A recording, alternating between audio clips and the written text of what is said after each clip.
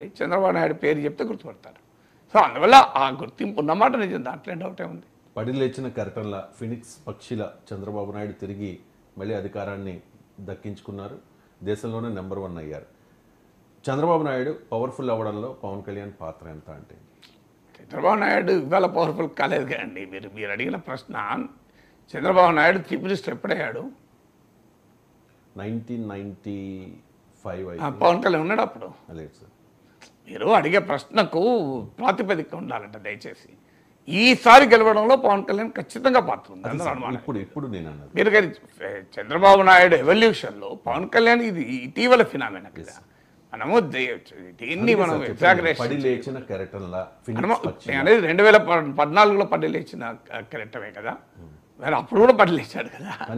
So అప్పుడు కూడా పవన్ కళ్యాణ్ మద్దతు ఉపయోగపడింది, ఇప్పుడైనా ఉపయోగపడేది. అందువల్ల ప్రతిదాని విషయంలో పవన్ కళ్యాణ్ పాత్ర ఏంటి అని అడగలేము కదా మనం. ఇప్పుడు ఆయన ఇప్పుడు వాజ్పేయి ప్రభుత్వానికి ఎన్డీఏకు కన్వీనర్గా ఉన్న సమయంలో పవన్ కళ్యాణ్ ఉన్నాడా? యునైటెడ్ ఫ్రంట్ కన్వీనర్గా ఉన్నప్పుడు పవన్ కళ్యాణ్ ఉన్నాడా అండి?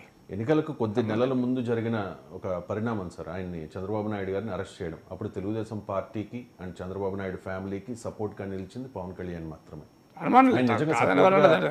ఉండకపోతే పరిస్థితి వేరేలా ఉండేదేమో. ఈవెన్ ఇప్పుడు బ్రిటిష్ వాళ్ళు రాకపోతే ఏమయ్యేది? దానికి ఆన్సర్ నా దగ్గర లేదు. రాజకీయాల్లో ఊహాగానాలు చేయలేము. మీరు ఇన్ని రోజుల నుంచి నా మాటలు వింటున్నారు కదా, నేను ఏది బేస్లెస్గా స్పెక్యులేట్ చేయను.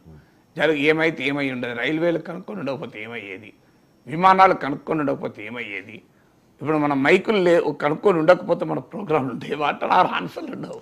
ఎప్పుడు కూడా రాజకీయాలు ఇది జరిగి ఉండకపోతే ఏమయ్యేది అన్నట్లు మనకు ఆన్సర్ ఉండదు. ఏమయ్యేది ఎవరికి తెలియదు, అది ఎవరిని చెప్పగలం. దానికి ఏంటంటే ఏదైనా ఒక ప్రాతిపదిక ఉండాలి కదా చెప్పడానికి. సో కానీ అనుమానమే లేదు, 2024లో చంద్రబాబు నాయుడు ముఖ్యమంత్రి కావడంలో, చంద్రబాబు నాయుడు 23 స్థానాల నుంచి మళ్ళీ 130 స్థానాలకు రావడంలో పవన్ కళ్యాణ్ కీలక పాత్ర. నేను అనేకసార్లు చెప్పాను, man of the series Chandrababu Naidu అయితే man of the match Pawan Kalyan. Man of the match లేకుండా మ్యాన్ ఆఫ్ ద సిరీస్ రావు. మ్యాన్ ఆఫ్ ద సిరీస్ వచ్చింది అంటే అనేక మ్యాచ్లు గెలుస్తూనే వస్తుంది కదా. అందులో ఒక మ్యాచ్ 2024 మ్యాచ్. 2024 మ్యాచ్లో డెఫినెట్గా man of the match Pawan Kalyan. Even 2014లో కూడా Pawan Kalyan man of the match అని అనలేను నేను. డెఫినెట్గా ఆ రోజు చంద్రబాబు నాయుడే man of the match. Pawan Kalyan ఉపయోగపడ్డాడు, బీజేపీ ఉపయోగపడింది. కానీ 2014 victory credit goes completely man of the match and man of the series Chandrababu నాయుడే. 2024 వచ్చే వరకు మాత్రం man of the series Chandrababu Naidu అయితే man of the match Pawan Kalyan మనమే లేదు. అందువల్ల చంద్రబాబు నాయుడు పొలిటికల్ ఎవల్యూషన్ గురించి మనం కాంప్రిహెన్సివ్గా మాట్లాడుతున్న సమయంలో పవన్ కళ్యాణ్ పాత్ర ఏంటని మీరు అడిగారు. కానీ 2024 అడుగుంటే ఖచ్చితంగా చెప్తాను. ఇది అనేకసార్లు చెప్పాను. అది నేను చెప్పేది ఏమన్నా, నందమూరి బాలకృష్ణ అన్స్టాపబుల్ షోలో చంద్రబాబు నాయుడు ఎక్నాలెడ్జ్ చేశాడు కదా, ఇది గేమ్ చేంజర్ అన్నాడు. సో పవన్ కళ్యాణ్ వచ్చి రాజమండ్రి జైల్లో మాట్లాడినప్పుడు నేనే ప్రతిపాదించాను కలిసి పనిచేద్దామని. దానికి పవన్ అంగీకరించి ప్రకటించాడు అనేది గేమ్ చేంజర్ అని చంద్రబాబు నాయుడే అంగీకరించాడు కదా, వేరే అందులో వివాదమే లేదు కదా. Right sir. అదే ఇండియా కారం చంద్రబాబు నాయుడు దేశంలోనే అత్యంత పవర్ఫుల్ సీఎం, అత్యంత శక్తివంతులైన టాప్ 10 నేతల్లో కూడా 5వ స్థానాన్ని చంద్రబాబు నాయుడు గారు దక్కించుకున్నారు.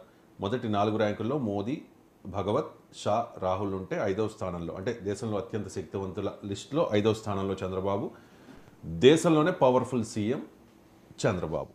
ఫినిక్స్ పక్షిలా చంద్రబాబు నాయుడు ఒక్కసారిగా ఆయన తిరిగి అధికారంలోకి వచ్చారు అని ఇండియా టుడే కథనం సారాంశం. ఇక పని అయిపోయింది చంద్రబాబు నాయుడు పని అనుకున్న తరుణంలో ఫినిక్స్ పక్షిలా చంద్రబాబు నాయుడు దేశంలోనే పవర్ఫుల్ సీఎం ఎలా అయ్యారు అంటే ఏం చెప్తారు? ప్రజలు చేశారు, ఇంకా అయ్యారండి. ఏముంది ఎలా అయ్యారంటే, ప్రజలు మళ్ళీ ఎలక్ట్ చేస్తేనే కదండి సీఎం అయ్యేది, దాంట్లో ఏం డౌట్ లేదు. ఇష్యూ అది కాదు.